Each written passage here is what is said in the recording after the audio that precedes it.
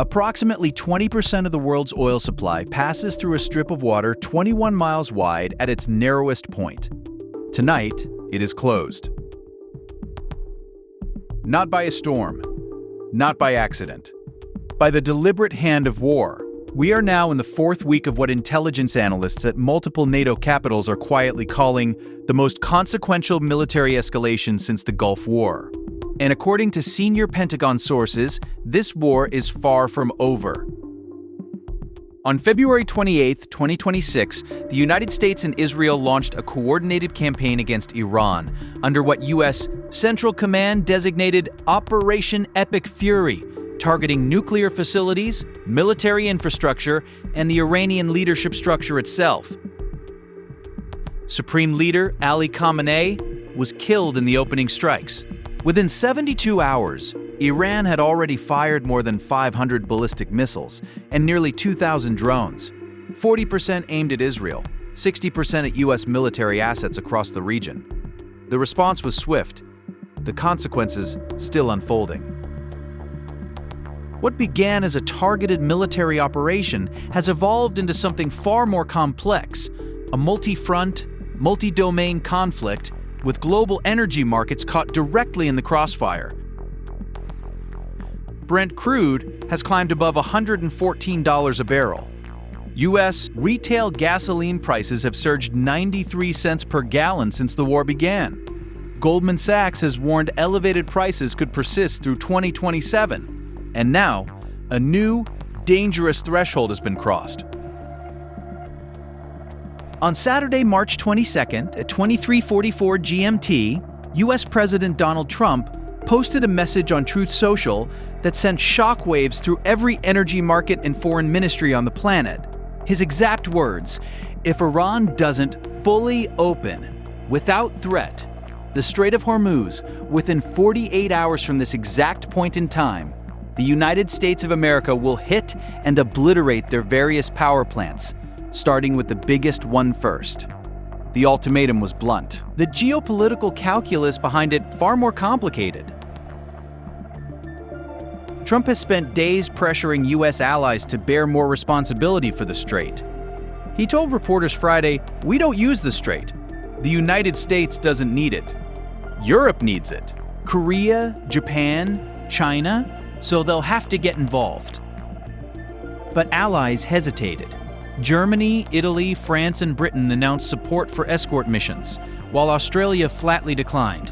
NATO Secretary General Mark Rutte expressed confidence the alliance could reopen the waterway, but offered no firm timeline. The White House is under pressure. Energy prices are a domestic political time bomb, and Trump, facing that reality, reached for his sharpest instrument: escalation. What are the actual power plant targets? According to intelligence assessments, Iran's electricity generation is dominated by natural gas-powered plants, with roughly 80% of all power generated from natural gas, according to the International Energy Agency. Strikes on major generation facilities would plunge entire Iranian cities into darkness, cutting hospitals, water treatment systems, and civilian supply chains. Under the Geneva Conventions, attacks on civilian infrastructure are legally constrained. International humanitarian law requires that any military advantage gained must not be excessive in relation to the civilian harm caused. Legal scholars are already on record. This threat sits at the very edge of international law. Tehran did not blink.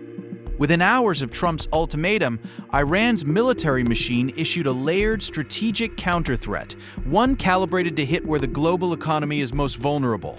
The Islamic Revolutionary Guard Corps, the IRGC, declared formally, companies with U.S. shareholders in the region's energy sector would be completely destroyed if Washington targeted Iranian power infrastructure. Energy facilities in countries hosting U.S. military bases would become lawful targets. Iran's parliament speaker Mohammad Bagher Ghalibaf escalated further, posting on X that if Iranian power plants are struck, vital infrastructure across the entire region would be irreversibly destroyed.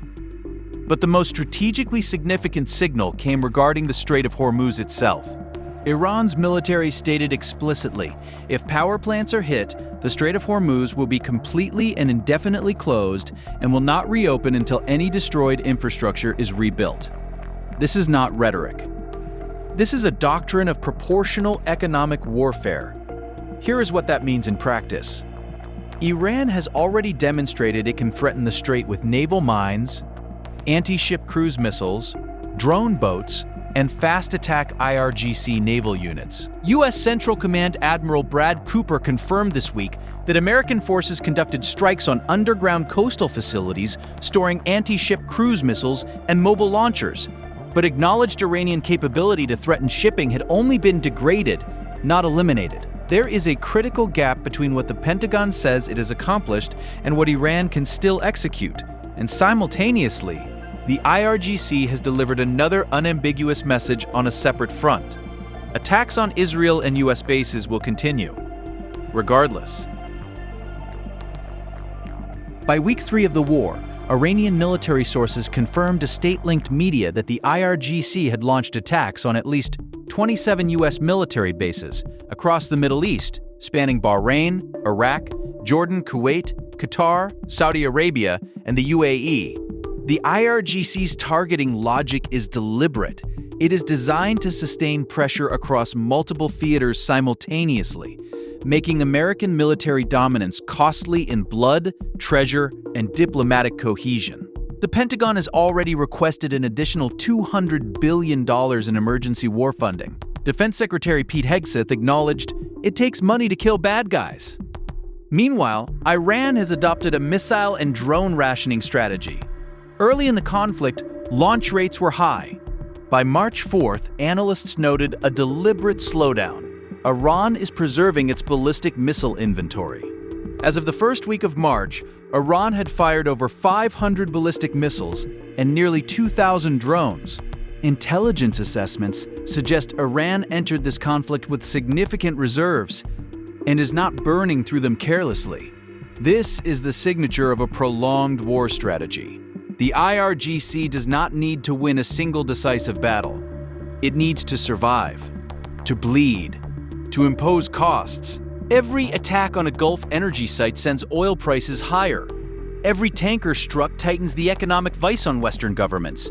Every American casualty increases political pressure in Washington. The U.S. military has confirmed 13 service member fatalities from Iranian attacks across the region. An additional 6 crew members were killed when a U.S. refueling aircraft crashed in western Iraq. The USS Gerald R. Ford aircraft carrier, deployed for over 268 days, is now approaching the longest carrier deployment since Vietnam. The IRGC's message is clear. We are prepared to absorb this war far longer than you are prepared to pay for it. On the night of March 21st to 22nd, 2026, the IRGC executed what may be its most psychologically calculated strike of the entire conflict. Iranian ballistic missiles broke through Israeli air defenses and struck the towns of Arad and Dimona in southern Israel, 2 communities located near Israel's most secretive installation, the Negev Nuclear Research Center, located approximately 13 kilometers southeast of Dimona. Israeli Prime Minister Benjamin Netanyahu called it a miracle that no one was killed. Over 100 people were wounded. Iran's state media was explicit. The attack on Dimona was a direct response to a U.S.-Israeli strike on the Natanz nuclear enrichment facility in Iran. What makes this strike strategically significant is not only what was hit, but what was declared as a target. The IRGC's targeting statement named Arad, Dimona, Eilat, Beersheba, and Kiryat Gat, a geographic cluster that encompasses not only civilian centers, but key Israeli military installations in the Negev. Israel is widely believed to possess nuclear weapons, a capacity it neither confirms nor denies. Iran targeting this cluster, in the shadow of Dimona, is a signal that requires no translation in any language. The implicit message, we can reach your nuclear infrastructure too. The exchange of strikes near nuclear sites on both sides, Natanz in Iran, Dimona in Israel, marks a dangerous new threshold in this conflict. It is precisely the kind of escalation ladder that intelligence analysts from Washington to London have warned could, under different circumstances, spiral into consequences that could engulf the entire world. Those words belong to Iranian President Masoud Pezeshkian himself. Multiple senior defense and intelligence officials, speaking to outlets including CBS News, Reuters, and The Wall Street Journal, paint a picture that differs sharply from the confident war termination language coming from parts of the White House. Here are the operational realities as understood by military intelligence. First, Iran's nuclear material is dispersed and survivable. The UN nuclear watchdog, the IAEA, confirmed that the bulk of Iran's estimated 441 kilograms of enriched uranium is now beneath the rubble at the Isfahan facility, damaged but located underground. A lesser amount remains at Natanz. The enriched material itself has not been eliminated. Iran's Fordo facility remains inoperable, but its status as a deeply buried installation means it has not been destroyed. A reconstituted program in a post-war environment remains a long-term concern. Second, the IRGC command structure is degraded, but not decapitated. Supreme Leader Khamenei is gone.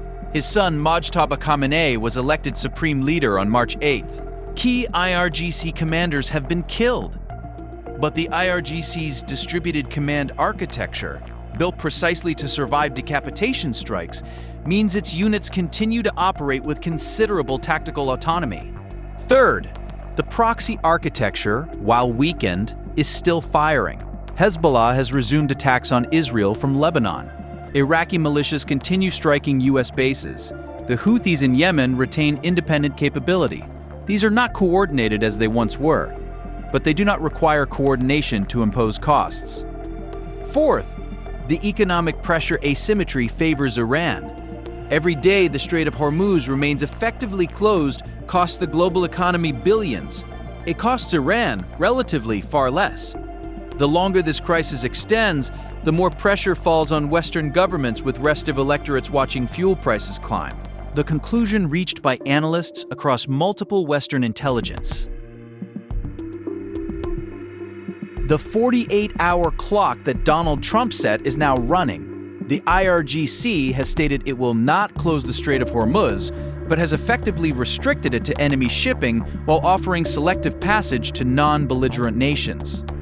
Iran's Foreign Minister Abbas Araghchi told Kyoto News, "We have not closed the strait, it is open," while simultaneously acknowledging that restrictions apply to countries aligned against Tehran. This is a strategic gray zone, and it is Iran's most powerful remaining leverage. The Pentagon faces a choice that has no clean answer.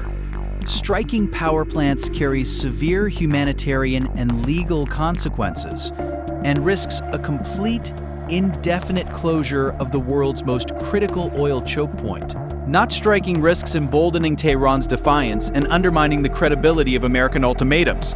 Iran's new Supreme Leader Mojtaba Khamenei has already reaffirmed the strait remains closed until the conflict ends. The IRGC has signaled it will continue striking Israel and U.S. bases regardless of what happens to the strait. What the intelligence picture confirms is this: Iran has entered this war with a singular strategic objective, not to win quickly, but to make winning expensive, to outlast, to impose costs that gradually exceed the American public's tolerance for them. The Pentagon knows this. The question is whether Washington's political timeline is compatible with the military timeline required to change that calculus.